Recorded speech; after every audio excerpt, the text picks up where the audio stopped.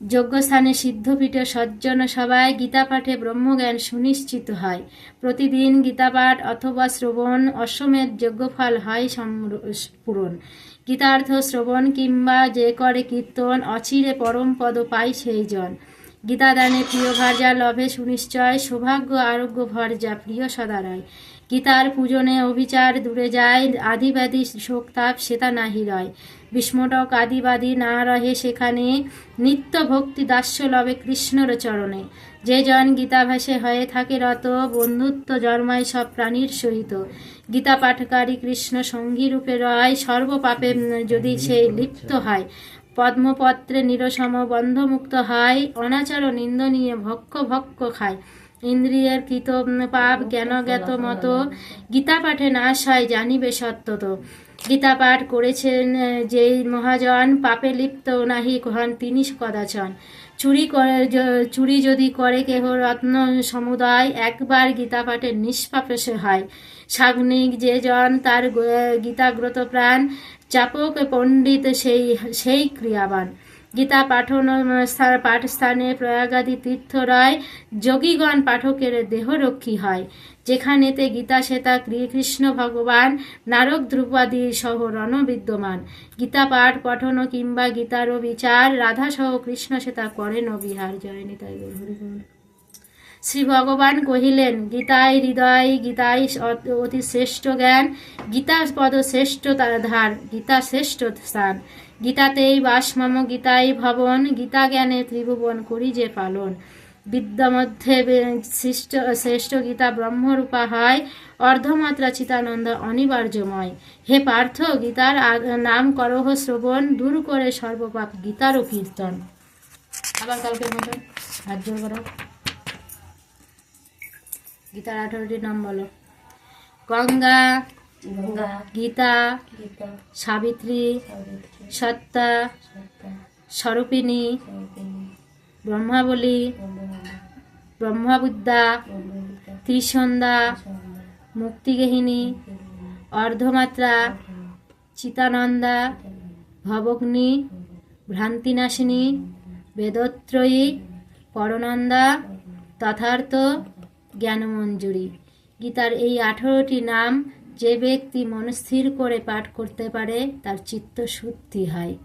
আর এই 18টি নাম যে জন 3 বেলা পড়তে পারে তার গীতার সম্পূর্ণটা পাঠ করা হয়। জয় গীতা, জয় গীতা, জয় গীতা। তাহলে কি বললেন?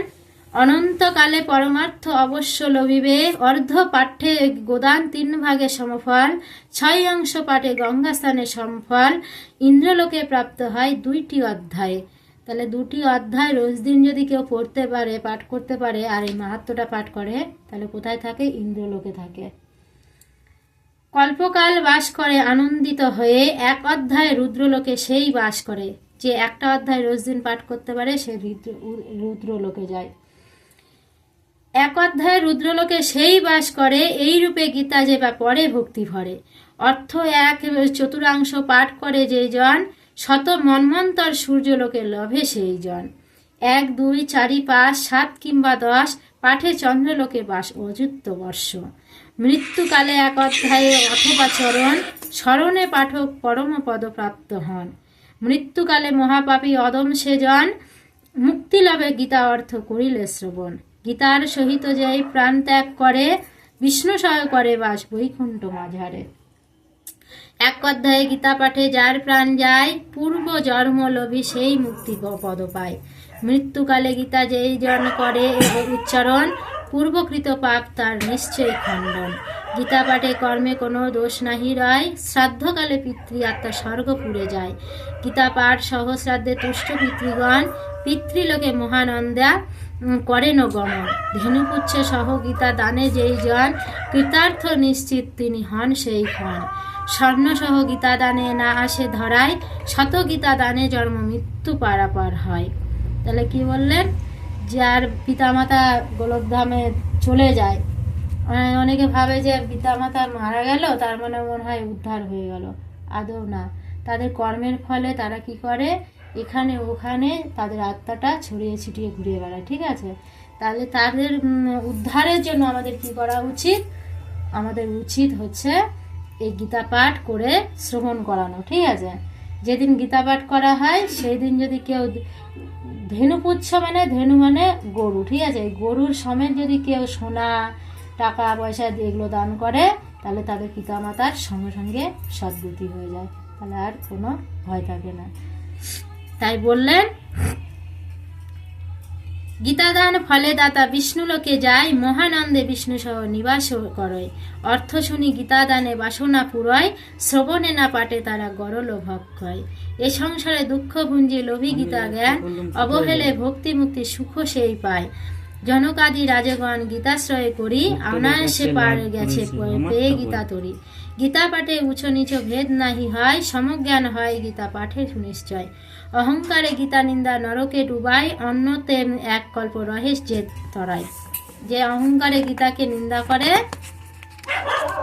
কল্প কাল মানে যে পৃথিবী যত থাকবে, যতদিন থাকবে, তাকে ততদিন নরকবাস করতে হবে। গীতা অর্থ যেই মূর না করে শ্রবণ, জন্ম জন্মর শুকর্জনী করে সেই ভ্রমণ। চুরি করি গীতা যেই করে অনায়ন, সকল নিষ্ফল তার বৃথাই জীবন। চুরি করে বলে কেন বললো? কোনো ব্যক্তি যদি মনে করো, আমি কথার কথা বলছি, এটা তো তোমার গীতা, আমি তোমার ঘরে দেখেছি, আমার ভালো লেগেছে, তোমাকে বললাম না, না বলে চুরি করে এনে আমি পড়ছি, অর্থাৎ চুরি করা হলো। আবার যদি মনে করো আমি পাঠ করছি, তুমি আমার পেছনটা বসে, আমার পিঠের পেছনটা বসে তুমি যদি শ্রবণ করো, সেটাকেও বলে চুরি করা, কারণ আমি তো তোমায় দেখছি না। তাই অধ্যয়ন করতে হয় না চুরি করে, পাঠ শ্রবণ করতেও হয় না চুরি করে, আবার গ্রন্থ চুরি করতে হয় না, তাহলে তোমার জন্মটা বৃথা। গীতার এত কিছু। জয় রাধে। স্বর্ণ ভজ্র পটবস্ত্র সহ গীতা দান, করিলে তুষ্ট হন কৃষ্ণ ভগবান। শ্রীহরির প্রীতি লাগি গীতা পাঠ করে, সন্তুষ্ট করিবে তারে নানা উপাচারে। তাহলে যখন গীতা পাঠ যে কেউ করে, তার কোনো ভেদ থাকে না, কোনো বয়স লাগে না, কারণ কোনো কি বলে ওটাকে, জাতির ভেদ বলে না, সেটা থাকে না, ছোট বড় লাগে না। এবারে যদি সেই ব্যাসাসনে যদি মনে করো কেউ বসে গেল একবার, সে ব্যাসাসনে বসাকালীন যদি কেউ তাকে অপমান করে, সেটা ভগবান শ্রীহরিকে অপমান করা হয়। আর কোনো ব্যক্তি যদি সেই ব্যাস আসনে বসে থাকা ব্যক্তিকে, মানে ব্যাসদেবকে, মানে আমি এখানে বলতে হয় না, এখানে যদি আমি বসে পাঠ করছি, মানে আমি কার রূপ নিলাম? ব্যাসদেবের রূপ নিলাম, ঠিক আছে? ওনাকে যদি সম্মান করে, তাহলে ভগবান শ্রীহরি স্বয়ং খুশি হয়। আর ভগবান শ্রীহরি যদি খুশি হয়, তাহলে তোমার জীবন সার্থক হয়, তাই না? তাই বললেন, সুত কহিলেন, গীতার মাহাত্ম কৃষ্ণ প্রক্ত পুরাতন, গীতান্তে করিলে পাঠ সুখী ভোগী হন। গীতান্তে মাহাত্ম পাঠ যে জন না করে, বৃথা পাঠ হয় তার জানিও অন্তরে। তাহলে গীতা পাঠ শেষে যদি না করে কেউ ব্যক্তি, গোটা গীতা তুমি পড়লে, কিন্তু এই মাহাত্মটা যদি না পড়ো, তোমার নিষ্ফল হবে পাঠ করাটা। তাই তুমি যদি একটাও শ্লোক রোজ দিন পড়ো, একটা করে অধ্যায় তো অনেক বড়, তুমি পড়তে পারবে না, যদি একটাও শ্লোক একদিন করে পড়ো, আর এই মাহাত্ম্যটা তোমাকে পড়তেই হবে, পড়লে তোমার গোটা গীতা পড়া হবে, ঠিক আছে? মাহাত্ম্য সহিত গীতা পড়ে যেই জন, সর্বপূর্ণ লাভ করে সেই মহাজন। জয় জয় নিতাই গৌর হরি বল। হরে কৃষ্ণ কৃষ্ণ কৃষ্ণ কৃষ্ণ হরে হরে, হরে রাম রাম রাম হরে হরে।